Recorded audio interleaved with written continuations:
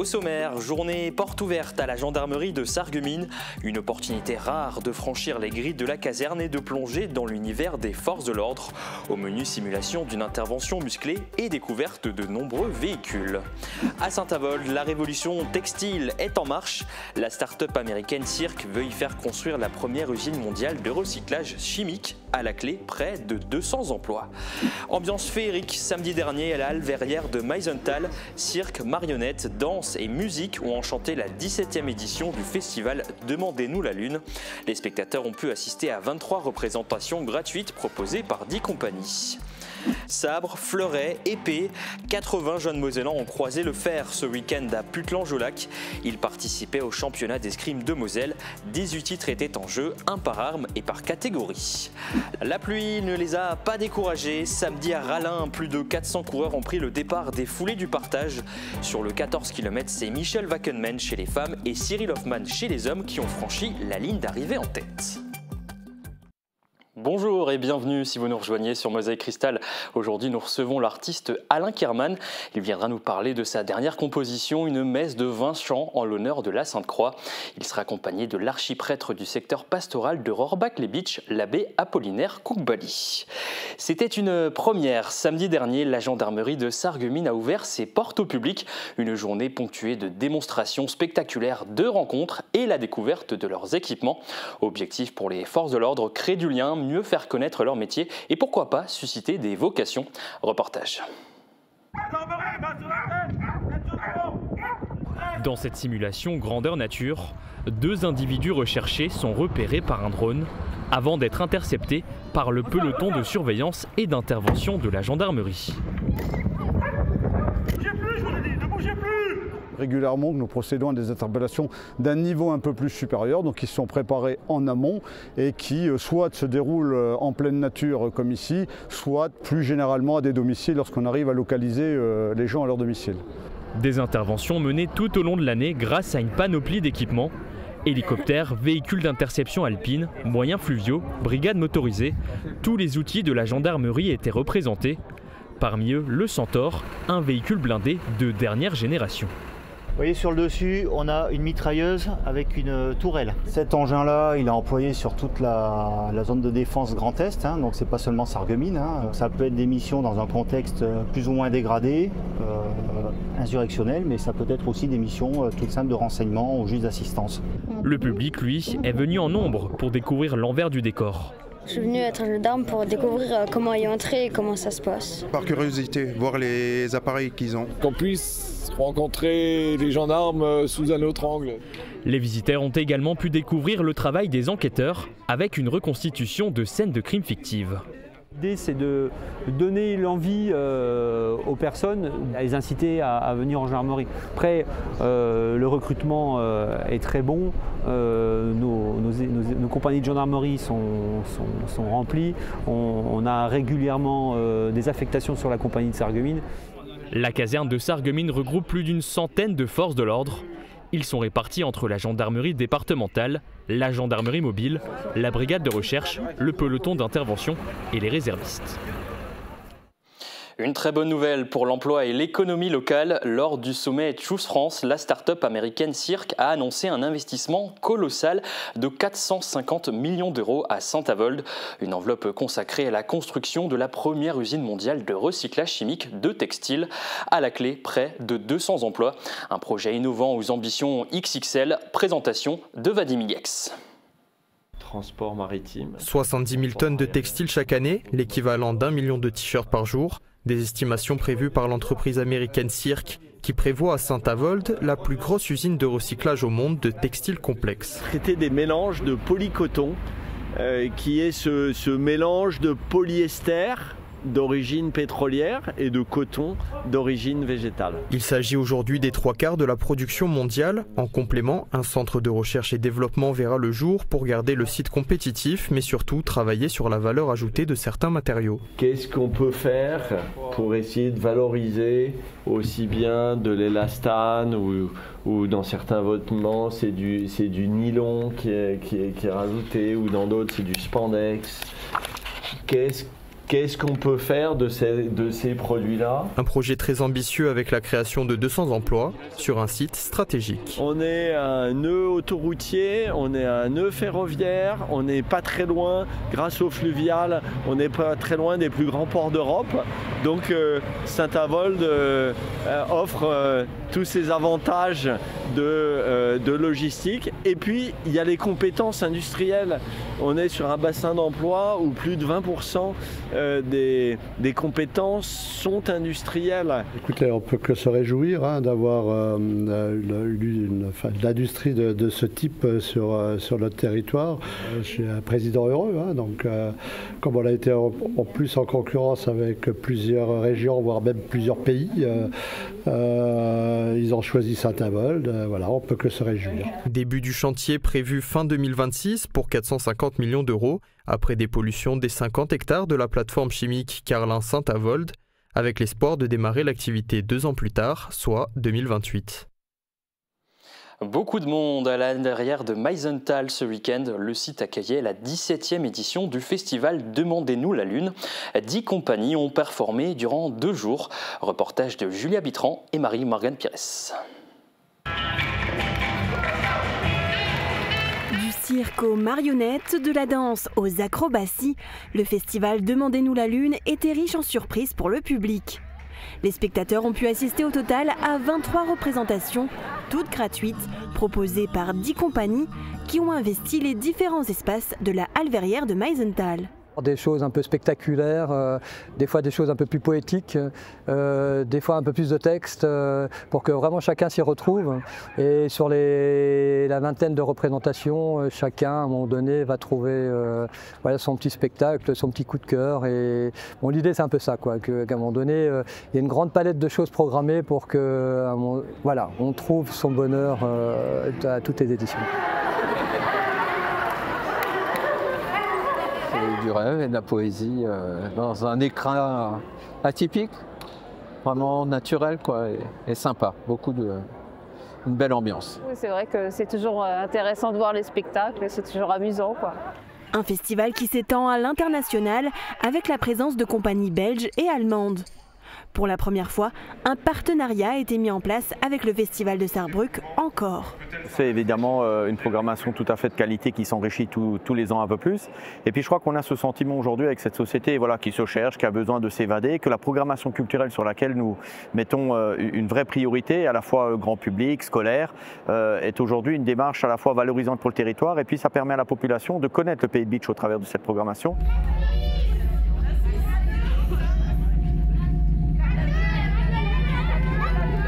Une 17e édition, une fois encore riche en rebondissements, qui a su conjuguer avec la météo capricieuse du week-end. Et ne manquez pas dans notre édition demain un autre long format consacré au festival. Vous y découvrirez les temps forts de cette nouvelle édition avec en bonus des extraits exclusifs. On plonge maintenant dans l'univers de la céramique avec la nouvelle exposition temporaire du musée de Saint-Louis-les-Bitches. Les invités, signés Gretel Weyer, mêlent fantastique et réel. Découverte avec Emilia Zell. Tiens, on accepte que quand on est de ce côté, en tant que visiteur, on voit des choses et puis il y a d'autres choses qui sont cachées, qu'on découvrira une fois qu'on sera rentré dans l'exposition. Donc il y a ce jeu comme ça de face et de dos. C'est une aventure à travers les différentes pièces d'une maison que vous propose la grande place de Saint-Louis-les-Bitches et l'artiste Gretel Weyer. La visite de la nouvelle exposition éphémère commence dans le jardin avec des escargots en céramique notamment. Moi, la première fois que j'ai visité ce musée, du coup, je me suis aperçue qu'on avait beaucoup d'objets qui étaient liés en fait à l'univers du domestique, des arts de la table. Et du coup, j'ai eu cette idée de rejouer un intérieur. Et du coup, dans cette même lancée, le titre s'est un peu imposé comme étant les invités, dans l'idée que les visiteurs soient en fin de compte les invités dans cet intérieur que j'ai réalisé. D'une certaine manière, on va découvrir pas mal d'animaux qui se sont introduits dans cet intérieur, qui viennent là, ou par moments qui sont comme des sortes de motifs, mais aussi des animaux qui surgissent des assises ou d'autres endroits, et qui peuvent être aussi d'une certaine manière les invités de cet espace. Les manteaux, dossiers de chaises, serpents surgissants de tapis ou autres masques en céramique sont visibles jusqu'au 28 septembre 2025. Cette exposition est la première du nouveau partenariat avec le Musée d'art moderne et contemporain de Strasbourg, qui s'occupera de l'organisation des expositions jusqu'en 2027. On ouvre une page sport. Ce week-end, l'escrime était à l'honneur à Putelange-au-Lac. Le gymnase de la commune a accueilli les championnats de Moselle pour les moins de 9, 11 et 13 ans. 80 enfants venus de tout le département ont croisé le fer dans les 3 catégories d'armes, sabre, fleuret et épée. Cette compétition clôture la Coupe de Moselle et permet à certains, vous allez le voir, de se confronter parfois pour la première fois à la pression d'un tournoi officiel. Regardez. Halte, l'attaque non, la remise d'attaque qui touche, point. Équilibre, précision, maîtrise de soi, réactivité. Pas facile pour ces jeunes tireurs de gérer ces paramètres. J'ai gagné parce que lui il faisait beaucoup d'erreurs, il est assez fatigué, il avançait, moi je reculais, je faisais une remise, il attaquait. Et ce qui a été difficile c'est que lui il est petit et j'ai du mal à le toucher. J'aurais pu faire mieux d'après moi. Ils sont toujours un peu plus rapides que moi, quand je veux faire la parade ou quoi. Pour attaquer c'est toujours eux d'abord. Les matchs se jouent en 2 temps, une phase de poule puis d'élimination directe. Au total, 80 jeunes tireurs venus de 6 clubs mosellans s'affrontent lors de ce championnat organisé par le cercle d'escrime de Sarreguemines et le comité départemental. Alors depuis ce matin, moi je vois du bon niveau parce qu'au niveau mosellan on est plutôt fort, même au niveau lorrain on est très fort. Donc oui, il y a les meilleurs tireurs au sabre, on a des bons tireurs à l'épée aussi. Et puis aussi les meilleurs au fleuret, donc oui ça se passe très bien. Il reflète un petit peu ce qu'on a pu voir au niveau de la saison, donc voilà, ça reste quand même assez homogène. Généralement, c'est vrai on retrouve généralement ceux qui sont sur le podium sont toujours plus ou moins les mêmes. Parmi eux, Zélie et Honoré, ils repartent avec le titre de champion de Moselle dans la catégorie des moins de 9 ans. La finale, elle a été un petit peu difficile. J'avais quand même une adversaire coriace.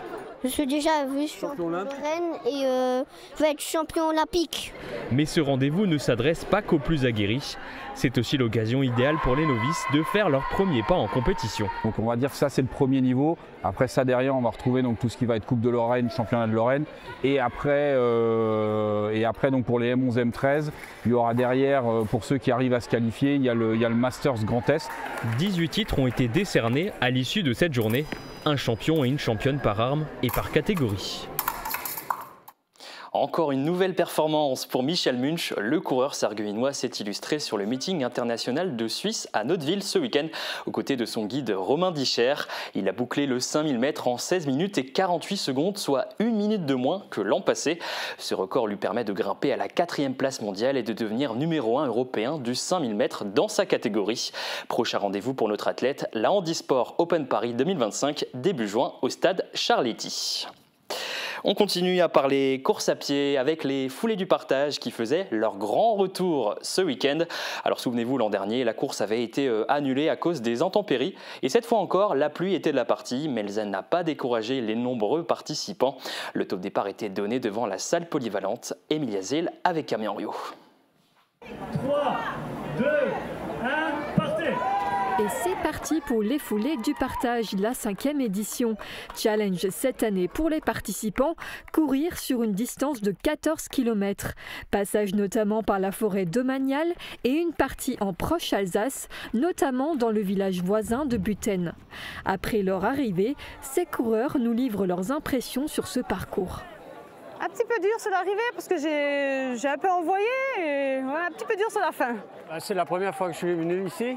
Et oui, il est super chouette, il est très technique, mais très roulant. Il y avait 2 montées, pas très raides, mais longues. Et c'est les seules difficultés qu'il y avait, autrement c'est assez roulant. Je crois que c'était au 5e ou au 6e kilomètre. On n'a pas marché, heureusement qu'il y avait des mecs devant moi, j'ai pu les suivre et pas craquer.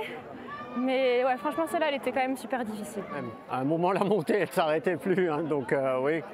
Mais ça va, il était chouette. Parallèlement à la course, 2 parcours marche libre étaient proposés aux participants. C'était la première fois cette année que l'événement était organisé au cœur du village. Près de 400 personnes ont participé à cette nouvelle édition. Pour rappel, les recettes de la manifestation seront reversées à des clubs de foot pour financer des passerelles pour les personnes à mobilité réduite. Côté foot, alors que la saison vient de se terminer, le district mosellan organisait ce samedi la journée départementale féminine. Plus de 200 jeunes footballeuses ont foulé le stade de la Neumatt à Montbronn. Elles ont pu participer à de nombreuses animations. Retour en images avec Emilia Zell.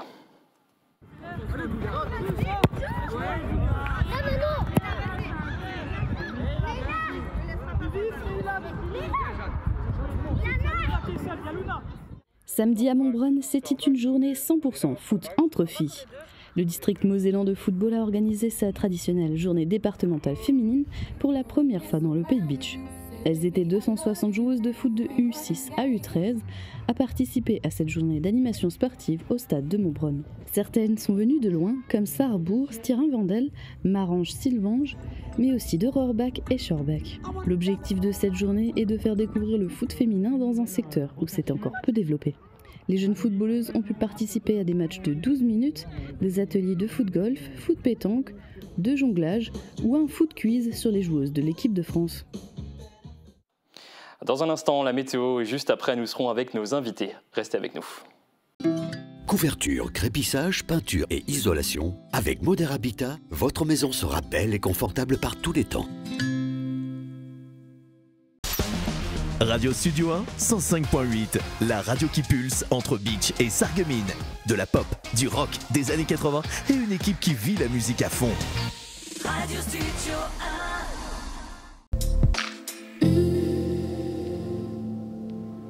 Bonjour tout le monde, pour demain on retrouvera un ciel couvert pouvant laisser passer quelques éclaircies en début de journée mais qui se feront très rares dans l'après-midi. Malgré tout, aucune averse n'est à prévoir. Côté température, les minimales iront de 11 à 12 degrés et les maximales de 17 à 18 degrés. Demain nous fêtons les Augustins et il fera jour de 5h35 à 21h22. Passez tous encore une belle journée et à demain.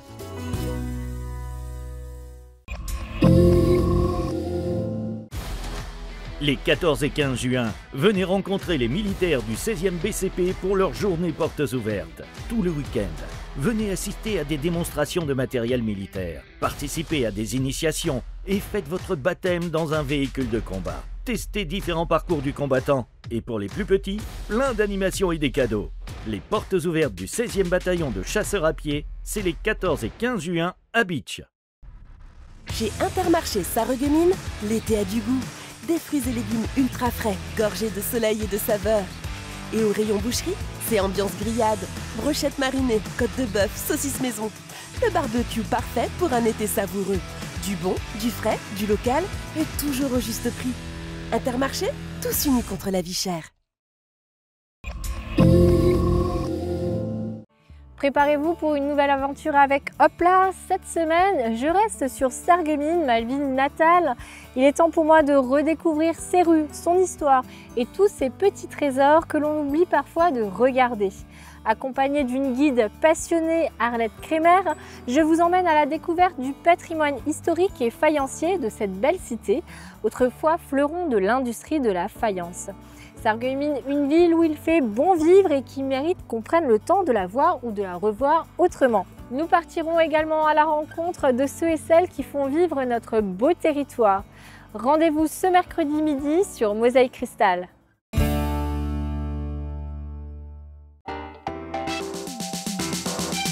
Routes inondées, magasins sous l'eau, déplacements en canoë-kayak, ce sont les images saisissantes prises le week-end des 17 et 18 mai 2024. C'était il y a un an, presque jour pour jour, près d'un mois de pluie est tombée en l'espace d'un week-end. La Bliss et la Sarre sont sorties de leur lit, provoquant des grosses inondations. Habitations et commerces ont été touchés par la rapide montée des eaux. Un an après, quelle est la situation? Comment peut-on aider au mieux les sinistrés, commerces et habitants? Pour en savoir plus, rendez-vous dans ce nouveau numéro Polygone ce vendredi 30 mai sur Mosaïque Cristal. On s'intéresse maintenant à cet album dont je vous parlais en début d'émission. L'artiste Alain Kerman a composé et enregistré en compagnie de la chorale Concordia de Petit-Réderchin la messe de la Sainte-Croix. Bonjour Alain Kerman. Bonjour. Et bonjour également à l'archiprêtre du secteur pastoral de Rohrbach-les-Bitches, l'abbé Apollinaire Koukbali, présent à vos côtés. Bonjour. Merci à tous les deux d'être venus sur ce plateau. Alain Kerman, première question, pourquoi avoir enregistré cette messe en l'honneur de la Sainte-Croix ? Alors tout d'abord, je voudrais un peu parler de mon passé de choriste. Donc j'ai commencé à l'âge de 7 ans à chanter à la chorale de Saint-Louis-les-Bitches et j'ai arrêté à l'âge de 13 ans parce que ma voix a mué. Ensuite, à partir de 19 ans, j'ai fait partie intégrale de cette chorale. Et quand je suis venu habiter à Rallin, j'ai dirigé la chorale de l'église de Rallin. Et depuis 2014, j'interviens en tant que choriste, en tant que trompettiste, musicien avec la chorale Concordia de Petit-Réderchin. Donc en 2018, nous avons composé pour l'association Laura les couleurs de la vie un CD qui s'appelle Noël des petits anges. Et comme ce CD a eu tellement de succès, en 2019, je me suis dit pourquoi ne pas composer une messe, parce que là, il me manquait une composition. D'habitude, je compose beaucoup de chansons pour les écoles, pour les enfants, pour l'apprentissage de l'allemand, de l'anglais, du français, mais il me manquait une messe. Et donc, qu'est-ce que ça représente pour vous, la Sainte-Croix ? La Sainte-Croix, là, je vais plutôt... Disons, j'ai donné ce titre, c'est parce que l'église de Petit-Réderchin est dédiée à la Sainte-Croix, et j'aimerais que l'abbé Apollinaire nous parle un peu plus de la Sainte-Croix. Alors qu'est-ce que c'est la Sainte-Croix, justement, si vous pouvez nous expliquer pour ceux qui les non-initiés? Oui. On parle de la Sainte-Croix, mais pour être plus précis, on parle de la croix glorieuse, l'exaltation de la croix. Contrairement à ce que les gens pensent souvent, la croix, oui, c'est la souffrance, instrument de torture. Bon, quand on dit tu portes ta croix, on peut parler de la souffrance, mais la croix, au fait, c'est le signe du grand amour de Dieu pour nous. Dieu nous a aimés jusqu'à mourir pour nous. C'est ça que nous célébrons. Jésus est mort par amour pour Dieu et pour les hommes. Alors cette messe, elle est composée de 20 chants religieux. Est-ce que vous pouvez nous en lister quelques-uns peut-être, Alain Carmen? Alors tout d'abord, il y a 2 morceaux de trompette qui datent de l'époque baroque avec Telemann, que j'ai interprété avec une trompette piccolo. Ensuite, il y a 14 chants. Donc il y a tout le rituel de la messe. Il y a l'entrée, le Kyrie, le Gloria, le psaume, l'Alléluia, jusqu'à la sortie de la messe. Et j'ai composé les musiques de tous ces 14 pièces et j'ai aussi utilisé les paroles de l'Église, par exemple le Kyrie, le Gloria. Et j'ai ajouté à cette messe 4 chants de Marie. Parce que souvent à la messe, on fait une prière à Marie. Et par exemple, le premier chant, je l'ai composé lors de la pandémie. C'était pour un peu que la Vierge Marie aide à nous guérir de cette pandémie. Et le deuxième chant, c'était suite à un pèlerinage de Marie, c'était suite à un pèlerinage à Lourdes. Et le troisième, suite à un pèlerinage à Médiogorgé. Et le dernier, j'ai utilisé des paroles de Sainte Thérèse de Lisieux. Donc ça fait partie de vos inspirations, tout ça. Oui. Et comme on le disait en début d'interview, cette messe, vous l'avez enregistrée avec la chorale Concordia de Petit-Réderchin. Pourquoi? Alors tout d'abord, parce que je fais partie de cette chorale. Et on a aussi invité des amis de choristes de Rallin. On a invité 2 choristes de Saint-Louis-les-Bitches et 3 choristes de Kriegsheim en Alsace. Et on a enregistré ça de juillet à octobre 2024. Pour une sortie? Pour une sortie, le CD est sorti le 25 avril. Et juste pour vous dire qu'un mois après, il nous reste encore 50 CD à vendre. Voilà. Le message est passé. Abbé Apollinaire Koukbali, que représente pour vous ce projet?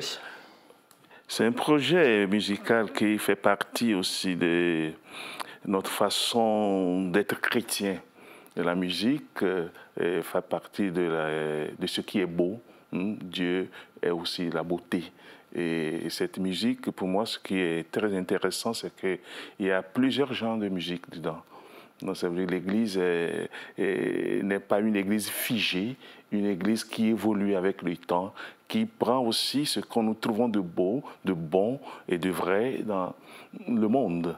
Et voilà, tu vois, sa musique, tu vois, il y a beaucoup de choses et les jeunes peuvent se retrouver. Ceux qui aiment la musique classique, musique pop, rock, tout ça, c'est dans sa composition dans cet album.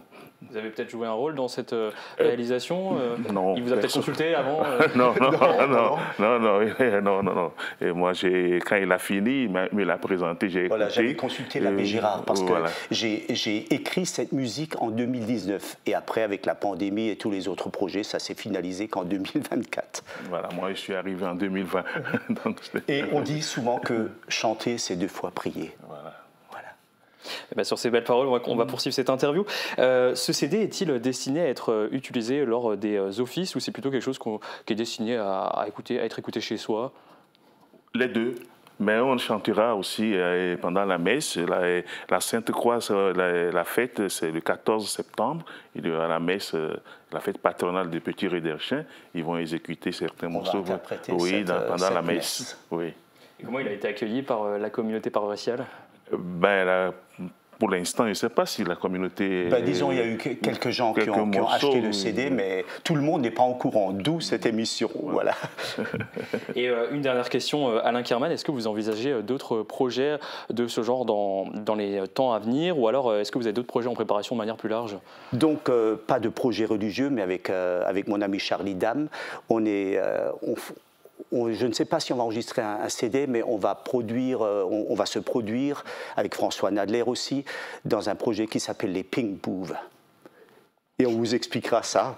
Et ça sort quand? Disons, on commencera notre premier concert au Domino à Lemberg, le 28 juin. Merci à tous les deux d'avoir répondu à nos questions. Et avant de se quitter, je vous propose d'écouter un extrait de cette messe. Le titre de l'extrait qu'on va écouter, c'est Dieu de lumière.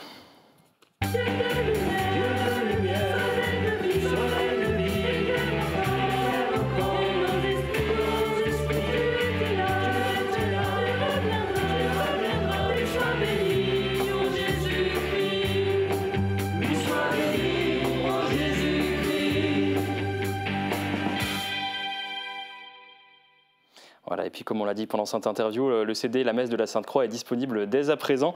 Vous pouvez vous le procurer auprès des membres de la chorale ou en contactant Alain Kerman directement par mail ou par téléphone.